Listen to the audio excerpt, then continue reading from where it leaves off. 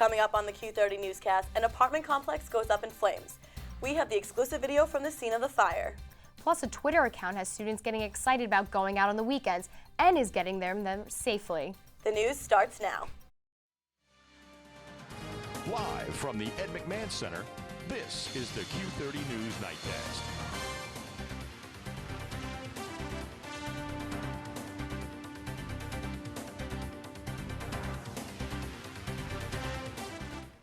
Good afternoon, Quinnipiac, and welcome to the Q30 Newscast. I'm Nicolette Fanelli. And I'm Michele Herman. We continue to follow developing news out of Hamden. That's where crews were busy early in the morning putting out a fire at an apartment complex in Aspen Glen Drive. John Alba has more. It took just 45 minutes for a fire to rip through Building 3 of the Aspen Glen housing complex Monday night. And officials now say it was because of an action that took just seconds. A discarded cigarette that tossed the flames throughout the unit. It took a couple seconds and the wind threw the flames around, and then it was massive. The fire started around 11:15 and responders already had it controlled by midnight. 3 people were hospitalized, one a pregnant woman, but officials say no one sustained any serious injuries. Tenants walked into their apartments on Tuesday to find rubble on the ground and the floor soaked in water. A portion of the roof collapsed, and Hamden Fire Chief David Baradeska tells Q30 News that some of the structure will need to be demolished. Pieces of the Building 3 roof can be found littered in front of the door, as Building 3 was the only one that was damaged by the fire. But that wouldn't have been the case had it not been for an important piece of the infrastructure. Baradeska says that firewalls prevented the flames from spreading to other units and gave firefighters the time to put the fire out before more damage could be done. Altogether, 30 residents have been forced to leave the complex. Quinnipiac ResLife has offered housing to any students affected by the flames, and members of the community have reached out to Building 3 residents as well. I had 55 text messages from friends and classmates when I woke up this morning. People offer to buy me food. I've had countless people offer me a place to stay, so it really shows the tightness of our community. Officials say the damage will take months to fix, but Quinnipiac Junior Jack Pylon says that is the least important part of the ordeal. Things can be replaced, but as long as people are, doing okay afterwards and nice and healthy and have full recovery, then, at the end of the day, that's nothing too bad happened. From Hamden, John Alba, Q30 News. You may have seen them around campus last year wearing lime green polo shirts. This year, it seems there is an even larger pool of applicants trying to become an orientation leader. Q30's Nico has the story and more. It's that time of the year again. Orientation leaders have been chosen. This email was sent Monday night congratulating the applicants chosen to be orientation leaders for the summer 2014 sessions. Aaron Toomey clicked send, which sent students into a frenzy on Monday night. Toomey is the Associate Director for the Student Center and Campus Life here at QU, and this is her 3rd year choosing orientation leaders. This person that has chosen to take on this responsibility to be the first person or the first student that a new student gets to interact with, and the best representation of what Quinnipiac has to offer. Toomey says the competition was especially high this year and reveals what she looks for in an orientation leader. I don't want 80 orientation leaders that love to dance and scream and yell and get excited. I think that's great, and we certainly need that level of excitement, but I can't have 80 people that are like that because I don't have we don't have 1,800 new students that are like that. Toomey says the orientation leader position is as popular as ever, and junior Christopher Alderelli agrees.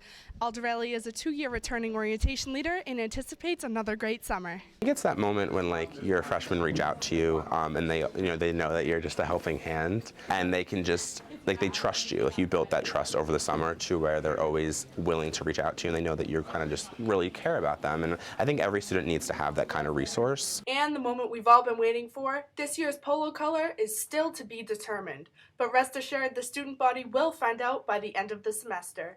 Nikki DeRico, Q30 News. A new Twitter account is hoping to become popular among Quinnipiac students for all the right reasons. QU Sober Rides, which features 2 phone numbers for students to contact, is offering rides to students on the weekend to help prevent drunk driving. The account, which was created on February 22nd, has already gained about 600 followers and more than a dozen tweets, using the line, "Crash a party, not a car." The The program is offering rides for $2 a person around Hamden and $4 a person around New Haven. While students are trying to make a change, QU Wellness is trying to make a change for the faculty. A program started by the university in 2012 called Walking Works has started a new challenge for 2014, QU On the Move. This 10-week challenge will be a walking competitions with sign-ups from March 2nd until the 10th. During the competition, faculty will count their steps using a pedometer and enter it weekly into an online tracking tool. Members of the team with the most steps will receive a QU On the Move t-shirt and a grand prize. When it comes to housing, the past decade has been anything but easy for U.S. residents. High unemployment means middle-class families are having a harder time finding housing that's affordable. Q30's own Kristen Campetta has more. In today's economy, many Americans have turned to renting homes instead of buying them. But with the recent increase in demand, families are finding themselves paying a large sum of their income for housing. According to the Joint Center for Housing Studies at Harvard University, in 2011, the average renter paid about $10,000 annually. This amount represents about 30% of one's income, the standard of affordability. But for renters earning less than $15,000 annually, 83% were considered housing cost burdened. David Fink is the policy director at the Partnership for Strong Communities in Hartford. He says the main problem is the lack of housing being built, especially in Connecticut. Connecticut doesn't have the housing that it needs, and this demand from millennials, from baby boomers, and then from a lot of working class people who want that kind of smaller, denser, more affordable unit has driven up the cost. For example, renters who make $15,000 annually will have to find housing costing no more than $375 a month to meet the 30% affordability standard. But apartments and houses like this one in Hamden, Connecticut cost more than $375 a month. In fact, some Quinnipiac University students who live off campus find them hard to afford. Mike's apartment costs a little under $1,500 per month to rent, a cost he shares with his roommate. It's difficult the month that, like me and my roommate, like I'll pay the full rent one month and he'll pay the full rent the next month. So the month that I actually have to pay, like you have to be tight on cash, maybe spend a little less money at the bars or order a little bit less like food during the week. Lynn Clement says that landlords like herself often have to raise the rent based on tax increases, which is the only way to make a profit on a house or apartment. Taxes have been the consistently rising factor. Every year the taxes go up a little bit, or not every year, but frequently the taxes go up. And that eats into what little profit we might have on a house. So we'd have to transfer that over to the renters. Fink says state and federal governments need to start getting in touch with how little people actually earn and in turn create more affordable housing. Kristen Campetta, Q30 News. The New England area is going through one of the coldest winters in a while. While constant snow and cold weather, small businesses in Hamden are paying the price. Q30 News reporter Giovanni Mio has more. It's probably out of the 10 years, probably the worst year I've had. Hamden is currently dealing with one of the worst winters in recent memory. Non-stop snowfalls and cold weather are causing problems in the town. But for small businesses like the Sleeping Giant Barbershop, the terrible weather is taking a toll. I didn't even miss a day last year, and most of the times it's maybe one max, but this year it's already been 4 days. Although it's only 4 days, Leeds says the cold weather will make it hard for him to pay his bills on time. The bills don't change. You have to pay them that day, and you can't say, well, it's been bad, slow, so can I, pay you next week? That doesn't work out that way. And while some small businesses are having troubles trying to stay open, others aren't, like this one. B&D Deli has been under new ownership since August. This is their first time experiencing the tough weather. But luckily for them, their returning customers help keep the business alive. Quite what to expect, but we have a pretty good following and a lot of regulars who come in, and when the weather is bad, we see a lot of the plow guys. And they're happy to see us open. But I'll be here next week, tomorrow morning, and every day after, I hope, as long as they're open. The deli is staying open through this time, only closing last Thursday. With warm weather and possible rain causing floods, Poplizio thinks they will do just fine. The parking lots have been well taken care of, and as long as we can shovel a path, enough for people to get in the front, we're okay. Giovanni Mio, Q30 News.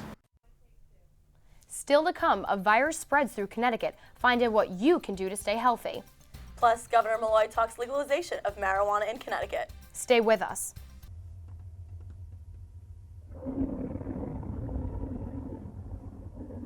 I could really go for a Ray and Mike sub right now. Come to Ray and Mike's and try our Philly chicken with cheese for just over $4, giant cheesesteak subs, and mouth-watering boar's head sandwiches for as low as $4.75. Q-Cash accepted just a mile down the road on Whitney, here at Ray and Mike's. The Bobcat Shop, located at 1010 Sherman Avenue in Hamden. Your #1 choice for Bobcat merchandise. The Bobcat Shop features 2 floors of countless styles and colors. With a full 19,000 square foot screen printing and embroidery operation on the premises, Campus Customs and Simplify can design and decorate any garment or promotional product as quickly as needed. Stop in and say hi. Welcome back to Q30 News. Right now we're joined by A.J Billingsly, one of the co-directors of QTHON. So, AJ, could you tell me a little bit about QTHON? Sure. I started a couple years ago, September of 2011. A couple of my buddies, a couple alumni, got the idea from Fanelli at Penn State and wanted to bring it to our campus. So what sets this apart from other dance marathons that go on? We like to think of QTHON as not an event, but more of an experience where we bring the families to campus, and that's kind of what gets the campus students involved. What are some of the things that people should expect when they come? A lot of fun. Something that they haven't seen before. The families, the miracle families that show up are one of a kind and truly inspirational. Where do the proceeds go? The proceeds that you raise from the dance, where do they go, and what should be expected to see come out of these funds? Okay, they're going to Connecticut Children's Medical Center in Hartford.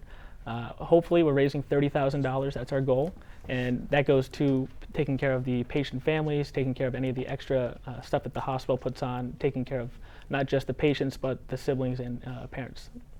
Do people have to know about the dance ahead of time? Is it choreographed? Like, how do you guys prepare for this? We have a phenomenal morale committee headed by John Quick and Angelique Fisk, and they'll be teaching people throughout the night the dance, and so hopefully at the beginning, not many people will know, but by the 6-hour mark right before the big reveal, everyone will know the dance and it'll be a nice coming together for everyone. In the past, has this been a successful event? How much money have you raised in the past? Yeah, it's been successful. We've had a little 18-month layover. The first time we did it, we raised just over $14,000, and last year we raised $20,000. So hopefully 30,000 and 600 dancers this year. All right, and if you could just tell us how people can register, that'd Sure. be great. Check out QTHON.com. There's a link to the donation page, or you can go to helpmakemiracles.org and search for QTHON. All right, thank you so much for joining us, AJ. Of course, thank you guys. They say treat others the way you wish to be treated. Well, there's something new at Quinnipiac taking over. Social media called Give Kindness QU, and its goal is to make everyone on campus smile. Q30 News reporter Sarah Doran explains. 500 followers, the group Give Kindness QU is rising in popularity on Facebook and Twitter. Senior Larissa Madison started the group in hopes of having a positive impact on the student body by promoting kindness. I always hear about like bullying and like people committing suicide because of the mean comments people are saying in schools and stuff. And I was just thinking like how great would it be to start something that promoted kindness rather than mean things. The group allows its followers to send positive messages anonymously to friends and other students. It also posts various positive quotes and updates throughout the day to appear on its followers' news feeds. Madison hopes that in the future, Give Kindness QU can be a club on campus to help make a difference in the Quinnipiac community. The club would just be a positive reinforcer, so like people would come and you talk about like what kind things did you do today? What kind things did people do to you that made your day better? What, just like positive reinforcement. What are you thankful for? Even though Give Kindness QU is not a recognized organization on campus, it's still having a positive impact on the students. I think the students who follow it definitely have a positive impact. You know, it just gives shout outs to people who are doing good things and it makes people feel good. I think in today's society, especially on college campuses, anytime you can get any sort of positive message out there, it's effective, no matter what form of social media it is. I think it's going to have a good impact. Since the group has already succeeded in beginning to promote kindness on campus through social media, Madison can only hope that it will continue to grow. The main thing that I want to have is an impact on someone else. So if someone's having a really bad day, I want to have a significant impact on them. So when they go on this Twitter account and they see a message about them, I want to put a smile on someone's face and have their day turned around for the better. I'm Sarah Doran, Q30 News. Connecticut hospitals have seen a recent increase in flu patients. State health officials report that 1,000 people had the flu in the month of January. In addition, 220 people were hospitalized with the flu, and there were 3 flu-related deaths on the record. The Center for Disease Control recommends anyone over the age of 6 months to be vaccinated to prevent catching this airborne virus. Flu vaccinations are available at physicians' offices, pharmacies, and clinics. Several governors, including Connecticut's Daniel Malloy, discussed on CNN whether or not they will allow Colorado's decision and legalize marijuana in their home states. As one of 2 states to legalize the drug, Colorado is expecting to increase its tax revenue by $184 million in the first 18 months. Connecticut has decriminalized small amounts of pot as well as legalized medicinal use. However, Malloy says money will not persuade him. Speaking of politics, we have the latest update on Venezuela's uprising. And Egypt is going through some serious transition. Caitlin Mayo has more. Thanks, guys. An ancient crystal has been found on a sheep ranch in Western Australia. The crystal was located just north of Perth in a low range of hills called the Jack Hills. Scientists say it's a zircon about 4.4 billion years old, making it the earliest confirmed piece of the Earth's crust. At 400 micrometers long, its biggest dimension is only slightly larger than 4 human hairs. The crystal's chemistry suggests that the temperatures on Earth 4.4 billion years ago would have supported liquid water and possibly life. Displeasure and unrest over the economy continues in Venezuela. Protests against high inflation, shortages of goods, and high crime have been going on for 3 weeks. Retired General Anel Vivas made a stand against Venezuela's socialist government that he says is a dictatorship. In response, middle-class neighbors assembled and threw up burning barricades to defend him from being arrested. State security forces failed to capture Vivas on charges of stirring up violent action. Vivas is now considered a hero for his show of armed opposition.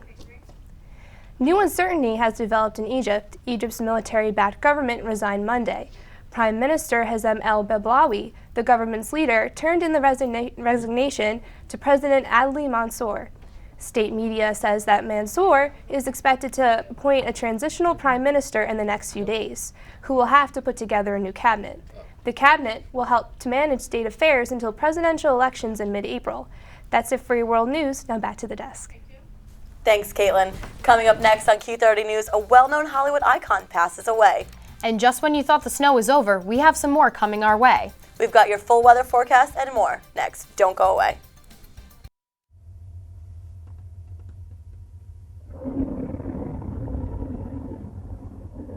I could really go for a Ray and Mike sub right now.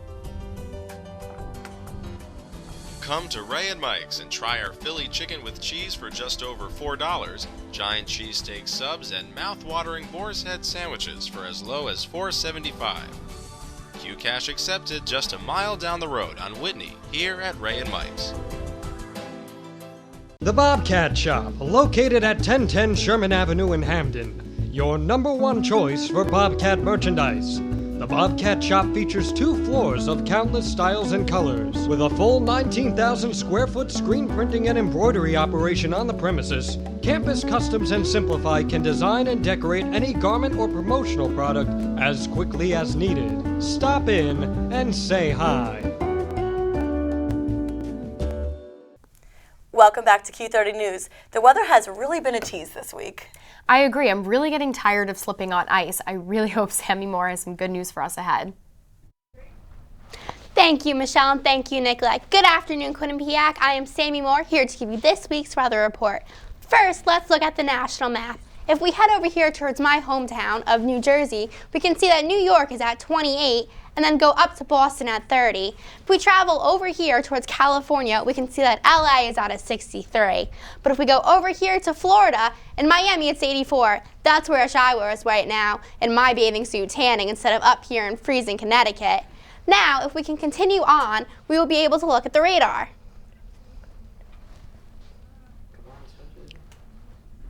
Or instead, based on the radar, we can see that there's absolutely nothing going on. It is very dry outside and there is nothing completely happening right now. So lucky us, we don't have to put on our snow boots or rain boots just yet. Next, we have tonight's forecast. It's going to be 8 degrees. When we head out from Arnold Bernard Library tonight, make sure that you pack your snow boots and your gloves because it's going to be very chilly. The winds will be traveling at 11 miles per hour. And then tomorrow it'll be 31 degrees and partly cloudy with the winds at 20 miles per hour. Now, while we look at today's 7-day forecast, we will be able to see that on Thursday, we will be getting snow, so make sure you put your rain boots on, Quinnipiac. Friday, 39, and it'll be very nice at a high of 40 for QTHON on Saturday. Sunday, it'll go back to 37, and the rest of the week, it'll be in the 30s. Now, back to you guys at the desk. I'm Sammy Moore for Q30 News. Thanks, Sammy. You know, 8 degrees tonight, that does not sound pleasant to me. I just don't understand how it's going to go from 8 degrees to 31 degrees. It's almost March. I need the warm weather. Like, spring break's coming. Trying to get my tan on. I agree.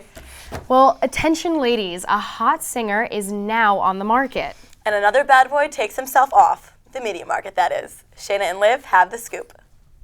Harold Ramis passed away Monday from complications related to an autoimmune disease. He died in the Chicago area home surrounded by his family and friends. Ramis was best known for his role as Egon Spengler in Ghostbusters and was one of the creative minds behind National Lampoon's Animal House, Caddyshack, Groundhog Day, and Analyze This. The writer, director, and actor was 69 years old. Robin Thicke and Paula Patton announced their separation on Monday. The couple met when they were teenagers and were married in 2005. They have a son together, Julian Fuego, who turns 4 in April. Yeah, over the last year, they have been dismissing rumors of marital troubles and appeared together at the Grammys just last month. In a joint statement released to the media, they said, quote, "We will always love each other and be best friends. However, we have mutually decided to separate at this time," end quote. And late-night host Seth Meyers is making headlines. Meyers made his debut as late-night host Monday night on NBC. Meyers' first guests were longtime friend and former SNL castmate Amy Poehler and Vice President Joe Biden. The former SNL cast member received mixed reviews, with critics saying his monologue was too similar to his weekend update reports. However, according to E! News, Meyers' late-night show pulled in the best Monday ratings for the program in 9 years. That's all we have for entertainment news. I'm Liv Dufo. And I'm Shayna Rothschild. Now back to the desk. Thanks, guys. Still to come, the Olympics comes to an end and playoff season approaches for Quinnipiac teams. All that next. Stay with us.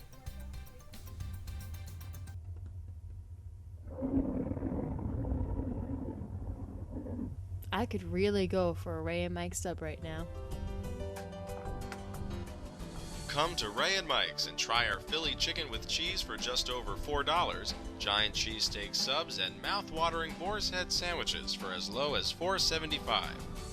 Q-Cash accepted just a mile down the road on Whitney, here at Ray and Mike's.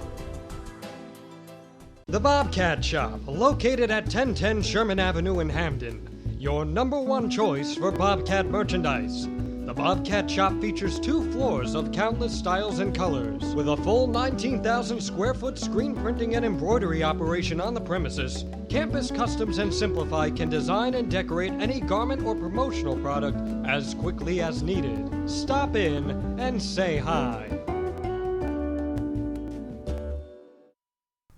The 17-day Winter Olympics have officially come to an end.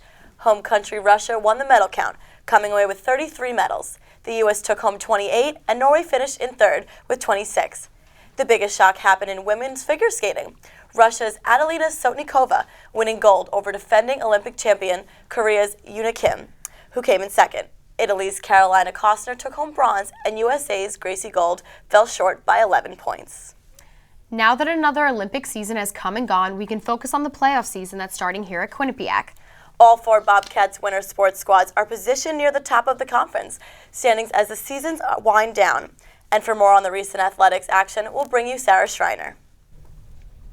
It was a losing weekend for QU men's hockey after 2 losses to Cornell and Colgate. Number 13 Cornell defeated the 5th-ranked Bobcats 2-1 at home on Friday night. Cornell's goals were scored by Joakim Ryan and Brian Ferlin. QU's luck didn't improve overnight as the Bobcats lost 3-1 to number 19 Colgate at home on Saturday. The teams were tied going into the 3rd period until Tyler Spink scored his 2nd goal to put Colgate ahead.